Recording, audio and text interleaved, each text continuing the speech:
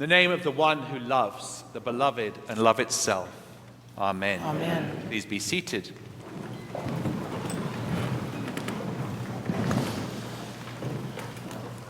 The other day I was driving. I was doing very important work, driving to do the Lord's work somewhere.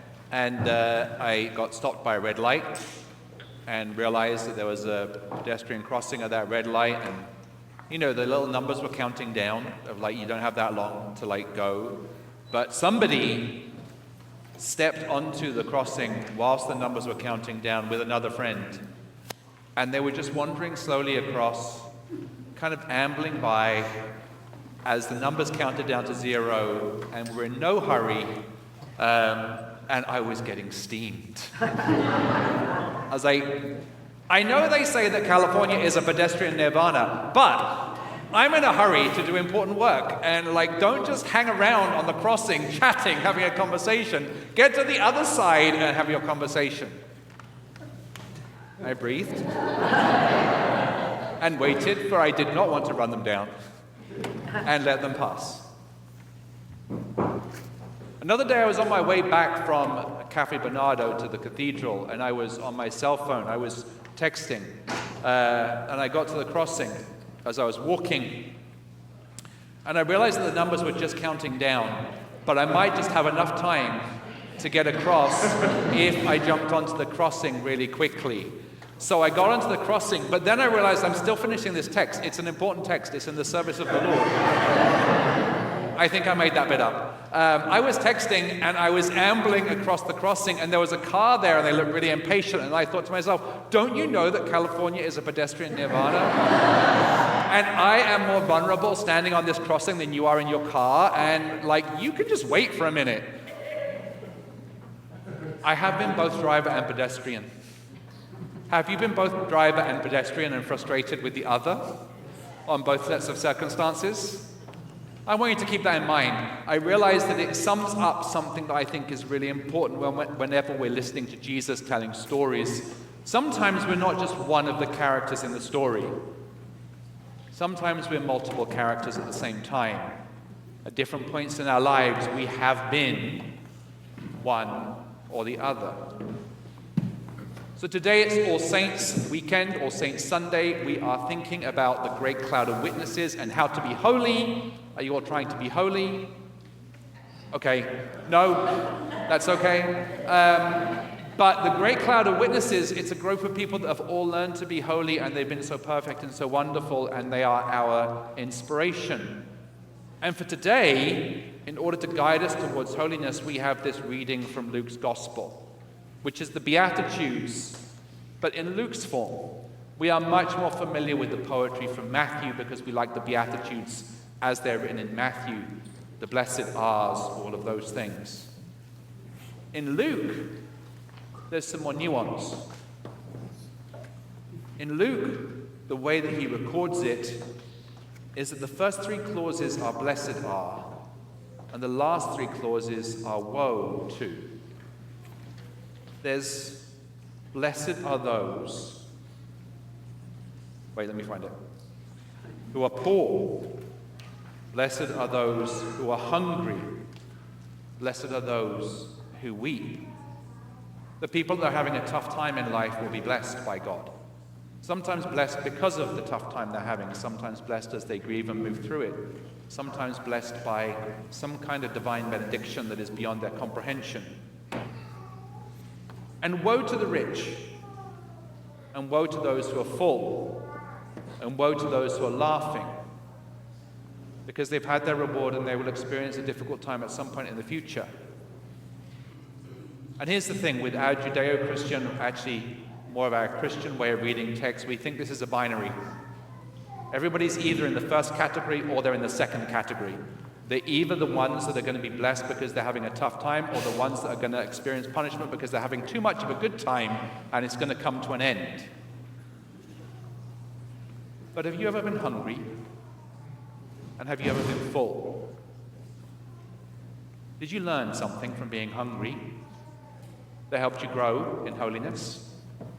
Did you learn something from being full? Did you look down on the people that were hungry when you were full?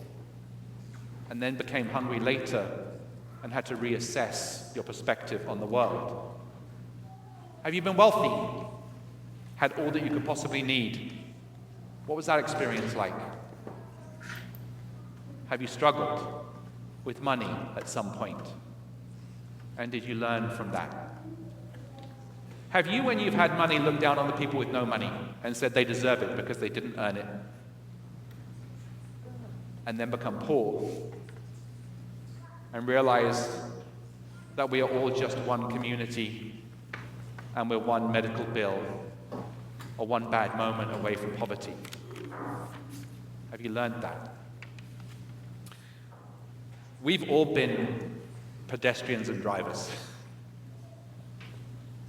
We, if we are honest, have all been well off and poor.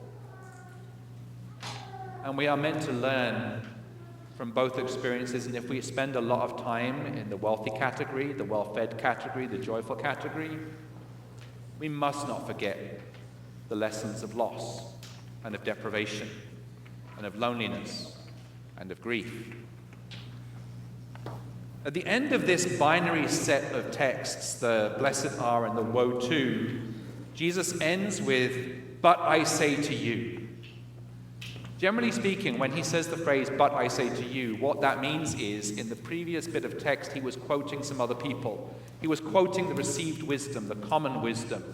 In the Beatitudes, perhaps he was quoting wisdom from the culture that he was in. And he was building a binary. He was saying some people are poor and some people are wealthy, some people have got a lot and some people don't have much. And there are lots of lessons to learn from exactly the way Jesus constructed those bits of text and exactly the way that Luke recorded them. But when he says, but I say to you, he says that there's a deeper wisdom here that I'd like to reveal to you now. And here it is. Love your enemies. When you wind up looking at somebody else that's having a different experience of life from you, love them. When you wind up disagreeing with somebody, or they disagree profoundly with you, love them. When somebody's having a very difficult, different experience of poverty or of wealth, love them, whoever they are, whatever their experience of life, and do to others as you would have them do to you. Do to others as you would have them do to you.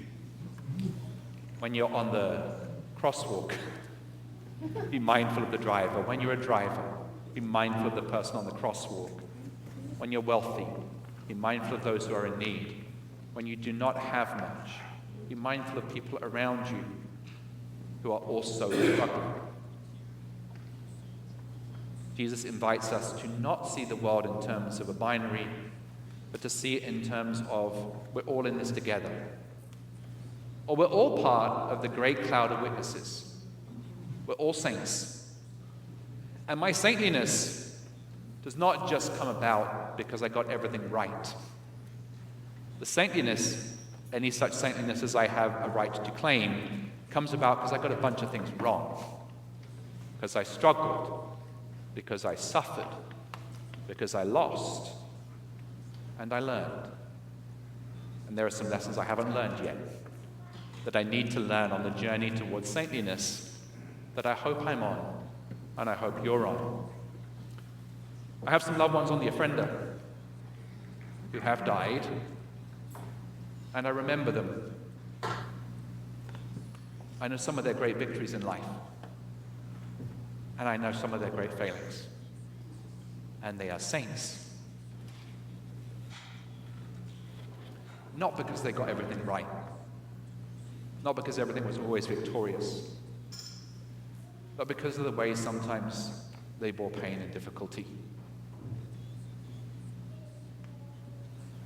I understand that there was an important game of sport ball last night. Is that right? I say this indicating that I am not really a particular follower of baseball, but I am demonstrating that I have an understanding of the fact that some of my parishioners were very moved by this event. Is that right? Both of the teams were wearing blue. It was really confusing. What's going on? But at the end of the game, just before the game ends, just before the series ends, just before the whole season ends, there are two teams vying for victory. And there's a possibility of victory for both. And there's a possibility of loss for both. And one team in the end won. I think it was LA. Yes? The other team lost, Toronto. And each were there competing with each other.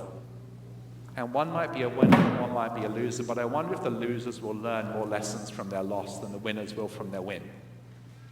I do not know the answer to that question. I suggest it as a possibility. I hope you all enjoyed. I watched a bit of the World Series this week only because I walked into somebody else's house where it was being watched. But I loved it. Jasper is being baptized into the great cloud of witnesses.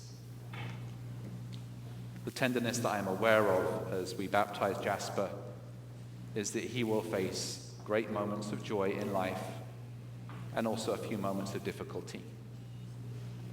I'm sorry. But I'm also grateful that he is a sign for us that we all have access to divine grace. And whatever you're facing in life, to become holy, be open to God's grace, helping you see the experience of another. Don't become arrogant or self-centered, whatever you're going through. But recognize you are part of a great cloud of witnesses, gay and straight and trans and recovering alcoholics and African American and African immigrants, Asian, Anglo, whatever our backgrounds, all of the experiences we have, whoever we are, we look at the other with grace and with love. And then we will become saints. Amen.